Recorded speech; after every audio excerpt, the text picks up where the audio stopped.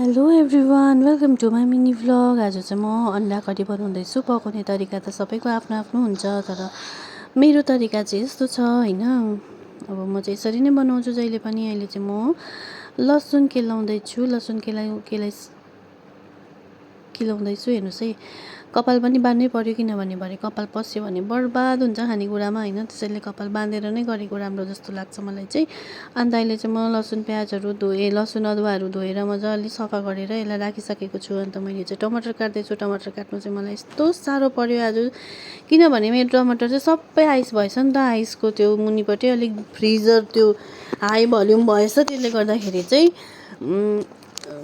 पुरा साह्रो पऱ्यो। अन्त हेर्नुहोस् है, प्याज चाहिँ म यस्तो काटिदिन्छु। यस्तो त कसैले पनि काट्दैन होला, आँखा बन्द गरेर काटेपछि त कसैले भ्याउँदैन नि त फेरि। हेर्नुहोस् त, यस्तो मजाले हो, आँखा बन्द गरेर यसरी काट्नु त है एक्सपर्टै चाहिन्छ भन्नु पनि नहुने। होइन म एक्सपर्ट त, तर पनि म आँखा बन्द गरेर नै काट्छु, किनभने मेरो आँखा पुरा पोल्छ हो।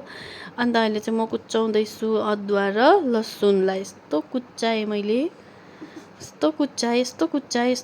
तपाईँहरू छक्कै पर्नुहुन्छ देख्नुभयो भने हो।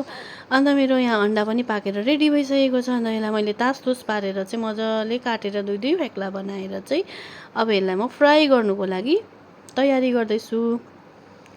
पहिला नै यसले खासमा हल्दी र नुन हालेर मजाले फ्राई गरेर म्यारिनेट गरेर फ्राई गर्नुपर्ने थिएछ। मैले चाहिँ के भन्नु र, अब मैले त के गरेँ आज।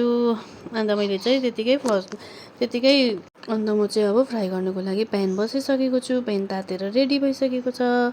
अन्त यसमा चाहिँ हाल्नु पऱ्यो अब अन्डा भनेर मजाले हालेँ हो। अन्त त्यहाँबाट मैले चाहिँ यसलाई हल्लाएछु हो, पुरा हल्लाएर चाहिँ रानीको त सबै सेतो निस्केर सबै सेतो फर्स्टमा त मजाको देख्दै थियो कि, एकछिनबाट त सेतै भयो नि हो। त्यो फिज निस्किँदो रहेछ नि त, रानी त्यो फुटेछ कि, त्यसले गर्दाखेरि हेर्नुहोस् न सेतो भइरहेको छ हो। यो अब के पनि होइन, रानीको हो, त्यसैले गर्दाखेरि।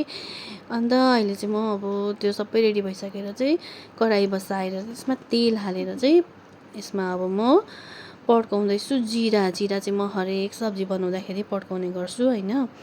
अन्त केही न केही त हाल्नै पऱ्यो। मेथी त मन पर्दैन, तितो हुन्छ, नानीले पनि छान्छ पुरा, त्यसैले गर्दा जिरा हाल्छु होइन। अन्त तेजपत्ता हालेँ होइन, तेजपत्ता हालेर यसलाई एकछिन फ्राई गरेर चाहिँ अब यसमा हाल्दैछु म प्याज। हेर्नुहोस् है साथीहरू, यसमा अलिकति लङ भएको छ मेरो भिडियो, अल्छी नगरिकन हेरिदिनु होला। अब तपाईँको इच्छा हो होइन, म के भन्नु, आफ्नो इच्छाले हेरिदिनु भयो भने खुसी लाग्नेछ मलाई पनि। अन्त तपाईँहरूलाई धेरै धेरै धन्यवाद। अहिलेसम्म जतिजनाले पनि मेरो भिडियो हेरिदिँदैछ, 200-300जनाले, त्योभन्दा बेसी त मेरो भ्युज आउँदैन, तर पनि म ट्राई गर्नु चाहिँ छोडेको छुइनँ। अब मजाले यसलाई फ्राई गरेर रातो बनाउनु पर्छ होइन। अन्त ट्राई गर्नु चाहिँ छोड्नु हुँदैन साथीहरू। जति नै भ्युज आओस् नआओस्, म चाहिँ हाल्नु चाहिँ जहिले डेली नै हाल्ने गर्दैछु। आफ्नो घरको काम पनि, ड्युटी पनि, यता फेसबुकमा पनि एक्टिभै छु होइन। अन्त अब हुन्छ होला कुनै दिन राम्रो पनि, हेरौँ जिन्दगीमा। अब ट्राई गर्नुपर्छ होइन, ट्राई नगरे त के पो हुन्छ र। अन्त त्यहाँबाट चाहिँ हरेस चाहिँ खानु हुँदैन। हरेस खायो भने फेरि आफूलाई नै अल्छी लाग्छ होइन। जति नै भ्युज आए पनि मलाई त 300-400 आयो भने पनि खुसी लाग्छ। अहिले चाहिँ मैले हालिसकेको छु लसुन र अदुवा। अन्त त्यसलाई मजाले चलाएर चाहिँ यसलाई हल्का ब्राउन बनाउनुपर्छ, किनभने ब्राउन बनाएन भने अदुवा र लसुन अर्कै खालके गनाउँछ हो। त्यसको मजाले फ्लेभर ल्याउनुको लागि त त्यसलाई ब्राउनै बनाउनु पऱ्यो। अन्त त्यसलाई मजाले पकाएर चाहिँ उयो गर्नुपर्छ होइन। अन्त म के भन्दै थिएँ साँच्ची, अन्त तपाईँहरूले मेरो भिडियोलाई हेरेर माया गरिदिनु हुँदैछ। 300-400जनाले पनि, डेली त 300-400जनाले त हेर्दै भएको हुन्छ होइन। अन्त मैले अहिले चाहिँ यहाँ नुन हालिसकेँ होइन। नुन हालिसकेर चाहिँ यसलाई मजाले चलाउँदैछु। अन्त चलाएर यसलाई ब्राउन भएपछि चाहिँ म यसमा टमाटर हाल्छु।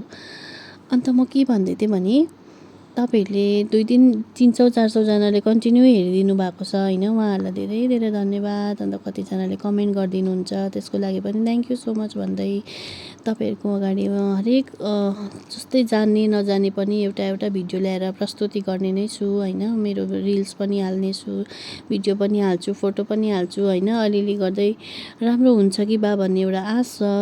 मोनिटाइज त भइसकेको छ, तर अब हेरौँ के हुन्छ कसो हुन्छ होइन फ्युचरमा। राम्रो भयो भने ठिकै छ। बनाउनु त निकै भइसक्यो बनाएको होइन, तर हामी त्यस्तो अगाडि चाहिँ बढ्नु सकेको छुइनँ। तर पनि कोसिस चाहिँ जारी नै छ। अब हेर्नुहोस् है, प्याजहरू सबै पाकिसक्यो, टमाटरहरू पनि पाकिसक्यो मेरो। अन्त लास्टमा अब अन्डा हालेर यसलाई मजाले एकछिन पानी हालेर चाहिँ यसलाई मैले पकाएँ होइन। त्यहाँबाट चाहिँ मैले यसमा धनियाँ हालिदिएँ माथिबाट। अन्त त्यहाँबाट हाम्रो खानुको लागि अन्डा करी रेडी भयो। अन्त खाँदा पनि मिठो नै भएको थियो। हामी सबैजनाले खायौँ मजाले। हुन्छ, सबैजनालाई thank you so much and good night, bye bye, thank you for watching.